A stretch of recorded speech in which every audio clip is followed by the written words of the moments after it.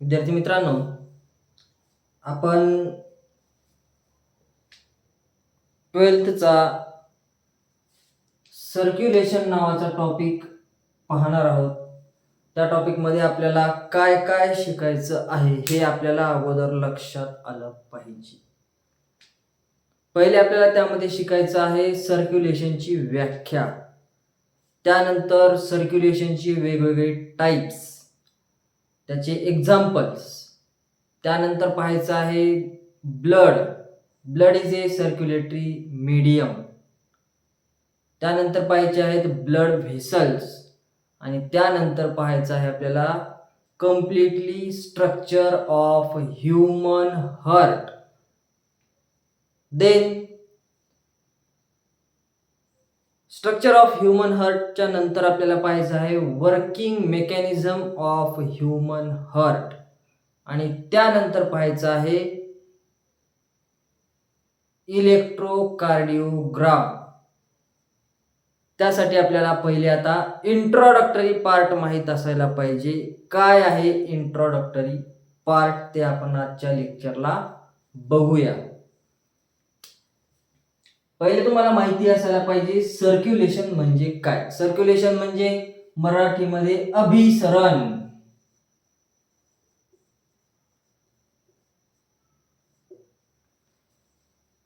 Circulation is a physiological process.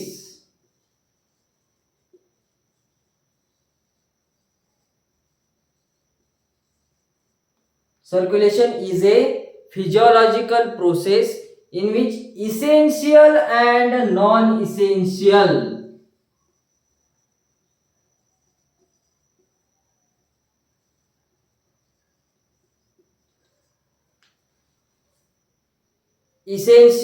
and non-essential components transported from one place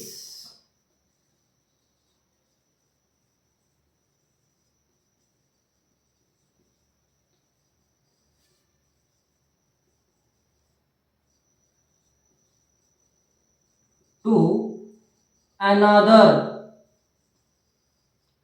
place in body is known as circulation. Circulation is a physiological process in which essential and non-essential components transported from one place to another place in the body is known as circulation. आता आपल्याला पाहावं लागतील essential constituents काय आहेत. आपल्या बॉडीमध्ये एका ठिकाणाहून दुसऱ्या ठिकाणी जाणारे इसेन्शियल कॉन्स्टिट्यूएंट्स कोणते आहेत जे की आपल्या शरीरासाठी उपयुक्त आहेत. त्यामध्ये पहिले आपल्याला माहिती असायला पाहिजे इसेन्शियल कॉन्स्टिट्यूएंट्स ऑक्सिजन, त्यानंतर आहे न्यूट्रिएंट्स, त्यानंतर मिनरल्स अँड हॉर्मोन्स. आपल्या बॉडीमध्ये एका ठिकाणाहून दुसऱ्या ठिकाणी इसेन्शियल कॉन्स्टिट्यूएंट्स कोणते कोणते जात असतात तर तुम्हाला माहित असायला पाहिजे ऑक्सिजन, वेगवेगळे न्यूट्रिएंट्स, वेगवेगळे मिनरल्स आणि हॉर्मोन्स जे की आपल्या एंडोक्राइन ग्लँड्स कडून सिक्रीट केले जातात. त्यानंतर न्यूट्रिएंट्स आपल्या दररोजच्या अन्नामधून मिळणारे जे काही न्यूट्रिएंट्स असतात ते न्यूट्रिएंट्स एका ठिकाणाहून दुसऱ्या ठिकाणी पाठवले जातात. मिनरल्स देखील आपण घेतलेल्या अन्नामधूनच आपल्याला मिळत असतात. आणि ऑक्सिजन काय आहे तर ऑक्सिजन हा आपला प्राणवायू आहे. प्राणवायू जर ऑक्सिजनच आपण घेतला नाही तर आपण जगू शकतो का? नाही. तर ऑक्सिजन हा आपण कुठून घेत असतो? आजूबाजूच्या वातावरणामधला आपण ऑक्सिजन घेत असतो. हा ऑक्सिजन आपल्या बॉडीमध्ये जेव्हा एंटर होतो तेव्हा तो लंग्स कडे जातो आणि लंग्स मध्ये सर्वात मोठी प्रक्रिया होते की त्या प्रक्रियेला म्हणायचं फिल्ट्रेशन और सॉरी ऑक्सिजनेशन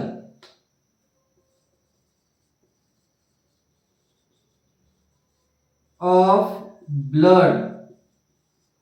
लंग्स मध्ये कोणती प्रक्रिया होते तर ऑक्सिजनेशन ऑफ ब्लड, जे की आपल्या शरीरामध्ये असणारं जे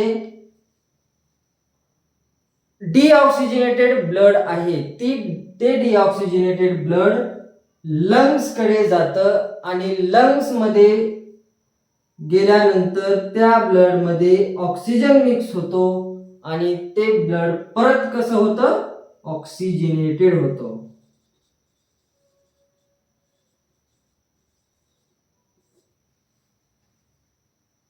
लंग्स कडून परत हृदयाकडे येणारं जे ब्लड असतं ते ब्लड कोणतं असतं तर ऑक्सिजनेटेड ब्लड असतं. तुम्हाला समजलं असं मी गृहीत धरतो आणि परत एकदा सांगतो की physiological process circulation is a physiological process in which essential and non-essential components transported from one place to another place in body. आता इसेन्शियल कॉन्स्टिट्यूएंट्स कोणते आहेत ते आपण पाहिलेले आहेत. पहिला आहे ऑक्सिजन, त्यानंतर न्यूट्रिएंट्स, त्यानंतर मिनरल्स आणि हॉर्मोन्स. त्यानंतर तुम्हाला माहिती असायला पाहिजे नॉन इसेन्शियल कॉन्स्टिट्यूएंट्स कोणते आहेत. सर्वात पहिले तुम्हाला माहित असायला पाहिजे इथं ऑक्सिजन आलाय म्हणजे नॉन इसेन्शियल कॉन्स्टिट्यूएंट कोणता असेल carbon dioxide. Then nitrogenous metabolic waste,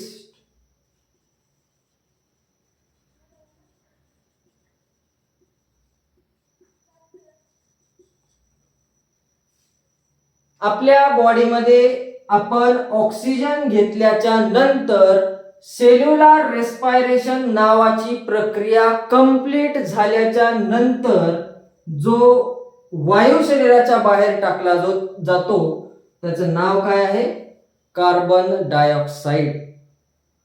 carbon dioxide हा आपल्या बॉडीसाठी नॉन इसेन्शियल असणारा घटक आहे. त्यानंतर nitrogenous metabolic waste. Nitrogenous metabolic waste are in the form of ammonia, then urea, then uric acid. Living organisms or living animalsच्या बॉडीमध्ये तयार होणारे नायट्रोजिनस मेटाबॉलिक वेस्ट हे कोणत्या कोणत्या प्रकारचे आहेत तर पहिला आहे अमोनिया, त्यानंतर येते युरिया आणि युरिक ऍसिड. हे जे नायट्रोजिनस मेटाबॉलिक वेस्ट आहे हे वेस्ट काय आहे तर एक्सक्रीटरी वेस्ट आहे. हे एक्सक्रीटरी वेस्ट हे आपल्या बॉडीला घातक आहे, त्यामुळेच ह्याला काय म्हणलं गेलेलं आहे non essential components. Essential components oxygen, nutrients, minerals, hormones आणि non essential constituents carbon dioxide, nitrogenous metabolic waste in the form of ammonia, urea and uric acid. Then a system in our body for transportation of these components from one place to another place is known as circulatory system.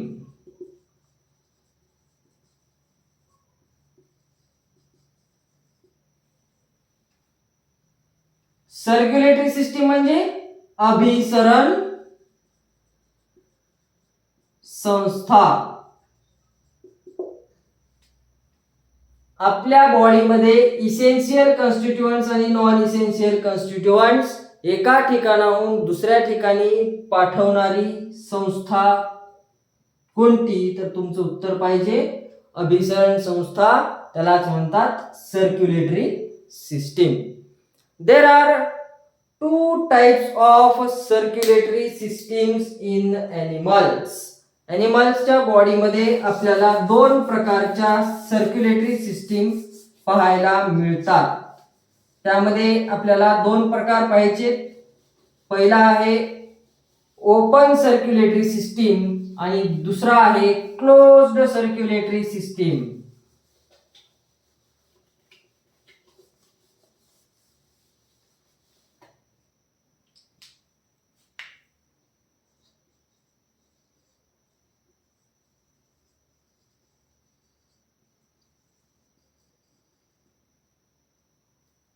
आता पहिले आपण पाहूया open circulatory system.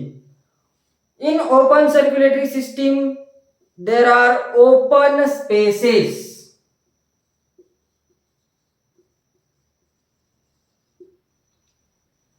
Sinuses,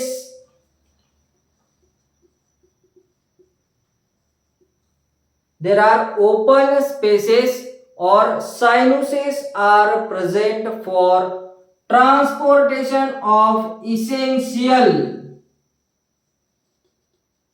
and non-essential constituents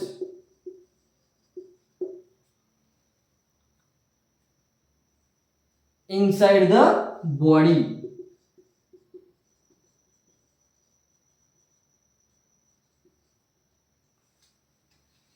आता open circulatory system मध्ये काय असतं तर open spaces असतात. नावामध्येच आहे की बॉडीमध्ये काय असतात, ओपन स्पेस असतो. त्याला दुसरं नाव आहे सायनुसेस. ह्याच ओपन स्पेसेस मधून इसेन्शियल आणि नॉन इसेन्शियल कंपोनंट्स किंवा कन्स्टिट्युएंट्स हे एका ठिकाणाहून दुसऱ्या ठिकाणी पाठवले जातात. त्याचे एक्झाम्पल आहे कॉकरोच. कॉकरोचच्या बॉडीमध्ये किती चेंबरचं हर्ट असतं तर कॉकरोचच्या बॉडीमध्ये हे 13 chambered. In cockroach heart is 13 chambered. 13 चेंबरचं हर्ट असतं. आणि कॉकरोचच्या बॉडीमध्ये ओपन स्पेसेस असतात, त्यालाच सायनुसेस म्हणायचं. त्याच सायनुसेस मधून कॉकरोचच्या बॉडीमध्ये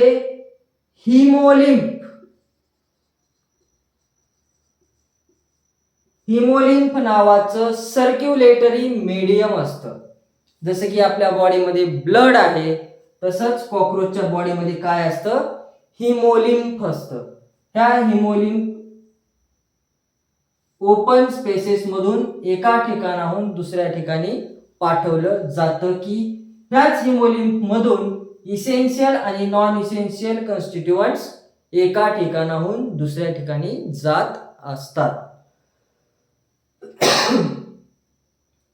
देन दुसरा आहे closed circulatory system.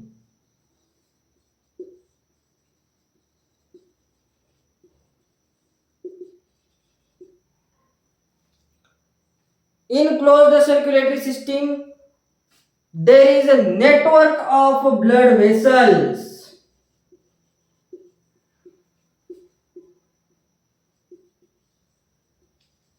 Inside the body.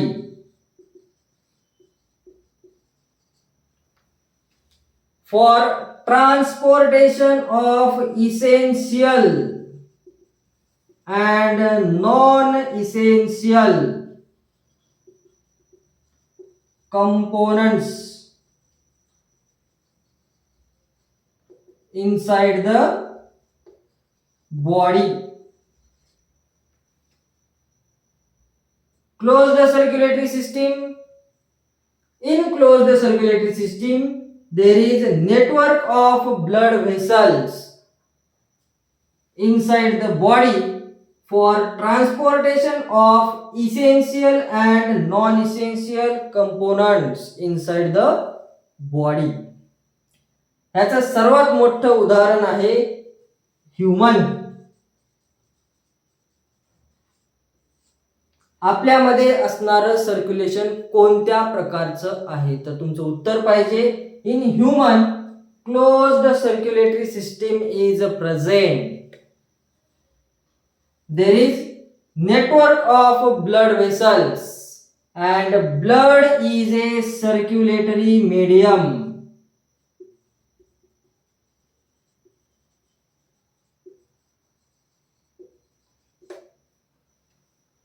जसं कॉकरोचच्या बॉडीमध्ये हिमोलिम्फ असतं तसं ह्युमनच्या बॉडीमध्ये ब्लड असतं. ब्लड काय आहे तर ह्युमनच्या बॉडीमध्ये असणार, माणसाच्या बॉडीमध्ये असणार सर्क्युलेटरी मीडियम कोणता आहे तर ब्लड आहे.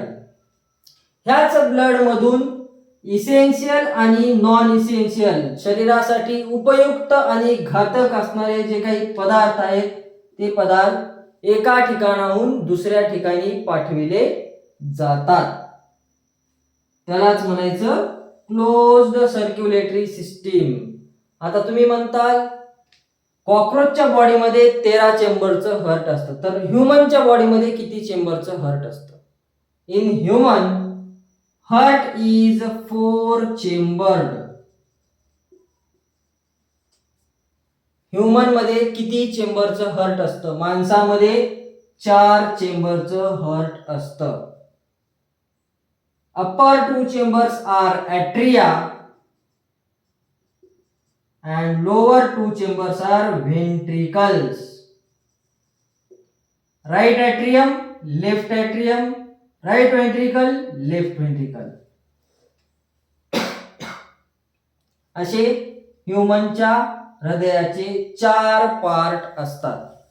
Right atrium, right ventricle, left atrium, left ventricle असे 4 प्रकार ह्युमनच्या हार्टचे पार्ट 4 पार्ट ह्युमनच्या हार्टचे असतात.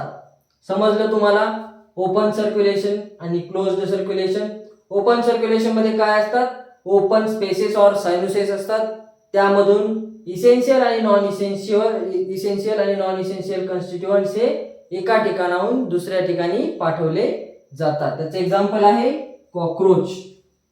कॉकरोच मध्ये किती चेंबरचं हार्ट असतं? 13 चेंबरचं हार्ट असतं. कॉकरोच मध्ये सर्क्युलेटरी मीडियम काय आहे? हिमोलिम्फ आहे.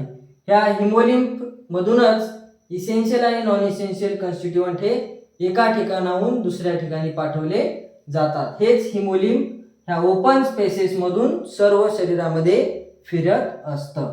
त्यानंतर आहे closed circulatory system. In closed circulatory system network of blood vessels is present inside the body for transportation of essential and non-essential constituents inside the body. बॉडीच्या आत ब्लड व्हेसल्सचं जाळं असतं, त्यामधूनच रक्त एका ठिकाणाहून दुसऱ्या ठिकाणी पाठवलं जातं आणि त्याच रक्तामध्ये काय पाठवले जातात? शरीरासाठी उपयुक्त आणि घातक असणारे पदार्थ एका ठिकाणाहून दुसऱ्या ठिकाणी पाठवले जातात. त्याचे एक्झाम्पल आहे ह्युमन. ह्युमनचं हार्ट आहे 4 चेंबरचं. 4 chambered heart is present in human and blood is a circulatory medium in human. आपण पहिले पाहिलेली आहे सर्क्युलेशनची डेफिनेशन. त्यानंतर इसेन्शियल असणारे कॉन्स्टिट्युएंट्स कोणते आहेत आणि नॉन इसेन्शियल असणारे कॉन्स्टिट्युएंट्स कोणते आहेत. त्यानंतर पाहिलेले आहेत सर्क्युलेशनचे types. There are 2 types of circulatory system, closed circulatory system and open circulatory system. त्यानंतर आपल्याला पाहायचं आहे closed circulatory system.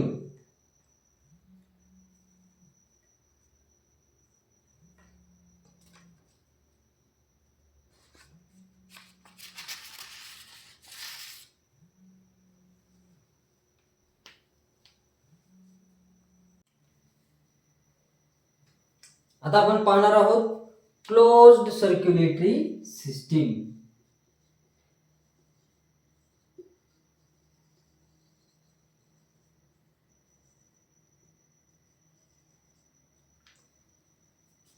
Closed circulatory system in human body is divided into two parts. First is blood vascular system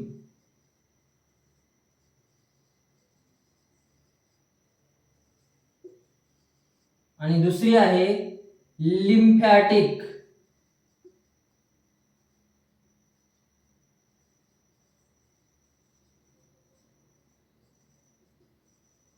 lymphatic system.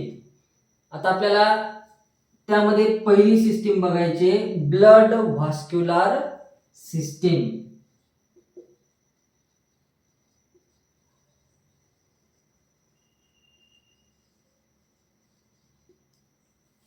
Blood vascular system is related with the detailed study of blood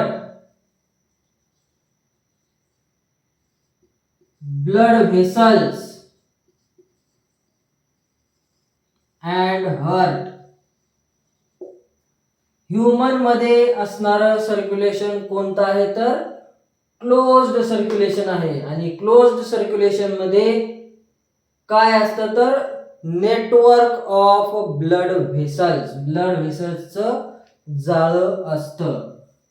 आपल्याला blood vascular system मध्ये काय पाहायचं आहे detail मध्ये तर पहिले बघायचं आहे ब्लड, त्यानंतर ब्लड व्हेसल्स आणि त्यानंतर हार्ट. आता ब्लड काय आहे हे तुम्हाला माहिती असायला पाहिजे. Blood is a intercellular fluid connective tissue mesodermal in origin.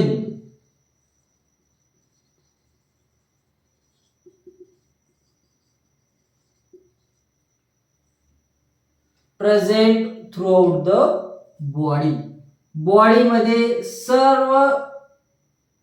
सर्वात जास्त काय पसरलेलं आहे तर ब्लड पसरलेलं आहे. Blood is a intercellular fluid connective tissue mesodermal in origin present throughout the body. Blood is a important circulatory medium in our body.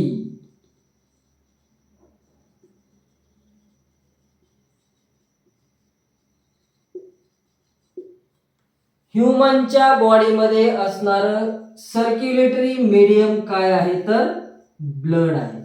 Blood is a circulatory medium in human body. Blood is slightly alkaline and viscous in nature. रक्त कसं आहे तर alkaline आहे. रक्ताचा pH किती आहे 7.35 ते 7.45 इतका. शुद्ध रक्ताचा ऑक्सिजनेटेड ब्लडचा पीएच किती आहे तर 7.35 ते 7.45 इतका पीएच शुद्ध रक्ताचा आहे. त्यामुळेच blood is a alkaline in nature. Blood is alkaline and viscous in nature. Viscous म्हणजे चिकट. ब्लड कसं आहे आपलं चिकट आहे. देन दुसरा पार्ट आपल्याला पाहायचा आहे blood vessels. Blood vessels are the muscular tubes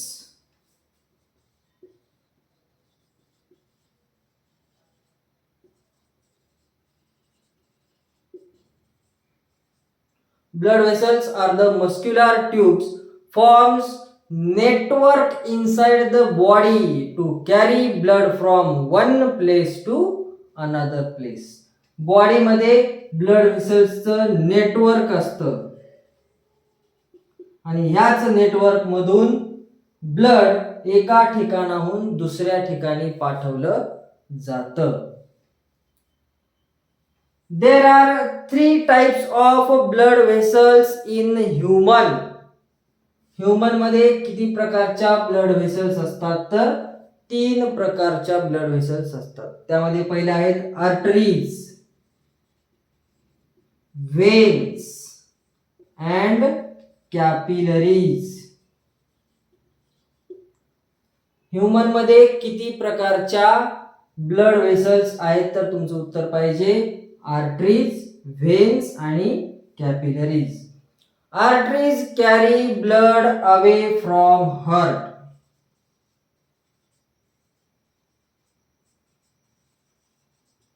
हृदयापासून रक्त दूर घेऊन जाण्याचं काम कोण करतात, तर आर्टरीज करतात. Arteries carry blood away from heart. Then veins. Veins carry blood towards heart.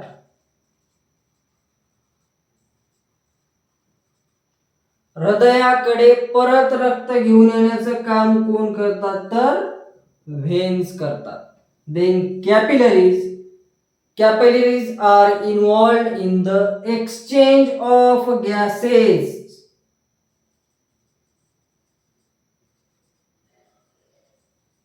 O2 and CO2. Capillaries काय काम करतात, तर गॅसियस एक्सचेंजचं काम करतात. ऑक्सिजन आणि कार्बन डायऑक्साईडची देवाणघेवाण करण्याचं काम कोण करतात, तर कॅपिलरीज करतात. त्यानंतर तिसरा पार्ट आहे heart. Heart is a pumping organ.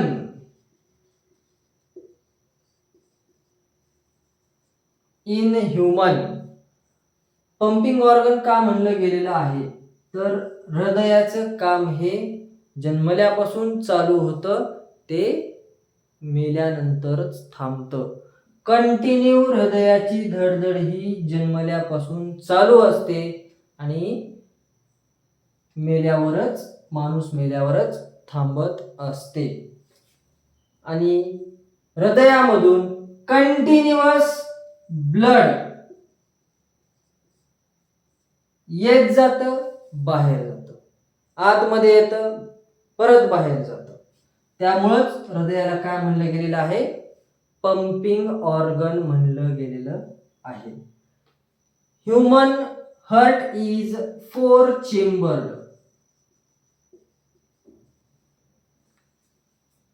ह्युमनचं heart किती चेंबरचं आहे, 4 चेंबरचं आहे.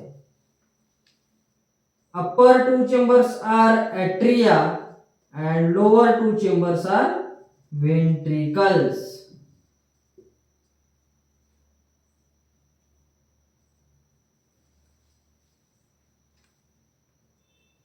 ॲट्रियाचे 2 चेंबर असतात आणि व्हेंट्रिकल्सचे 2 चेंबर असतात. Right atrium, left atrium, right ventricle, left ventricle. Atria are structurally smaller than ventricles. Atria हे स्ट्रक्चरली लहान असतात, कशापेक्षा, व्हेंट्रिकल्स पेक्षा. And ventricles are larger chambers in heart. हृदयामधले मोठे कप्पे कशाचे असतात, तर व्हेंट्रिकल्सचे असतात.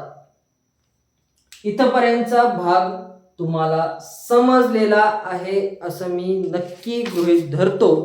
आणि त्यानंतर आपल्याला पुढचा पार्ट पाहायचा आहे, कंपोजिशन ऑफ ब्लड. रक्तामध्ये कोणते कोणते घटक असतात हे तुम्हाला माहिती असायला पाहिजे. परत एकदा हे आपण रिवाइज करू एकदा. क्लोज्ड सर्क्युलेटरी सिस्टीम मध्ये 2 प्रकार, ब्लड व्हास्क्युलर सिस्टीम आणि दुसरी lymphatic system. Blood vascular system मध्ये 3 पार्ट आहेत. पहिला आहे ब्लड वेसल्स आणि हार्ट.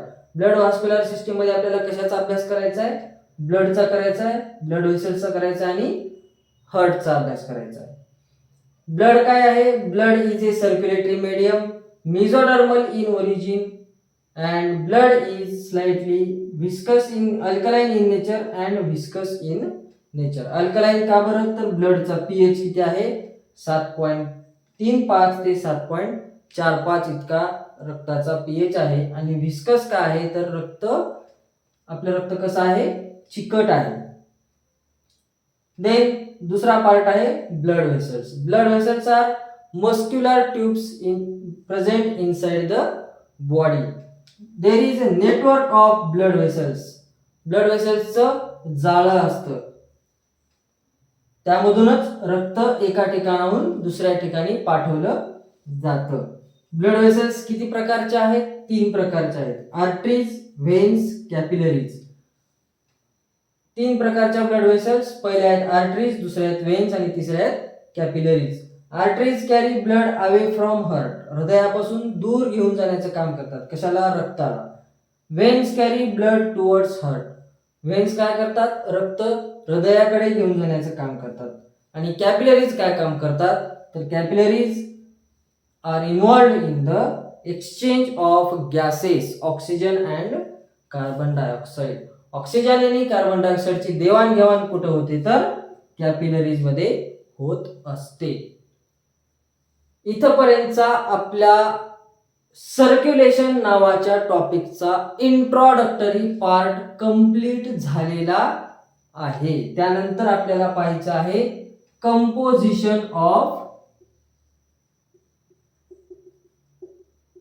Of blood. रक्तामध्ये कोणते कोणते घटक असतात हे आपल्याला पुढच्या लेक्चरला पाहायचं आहे.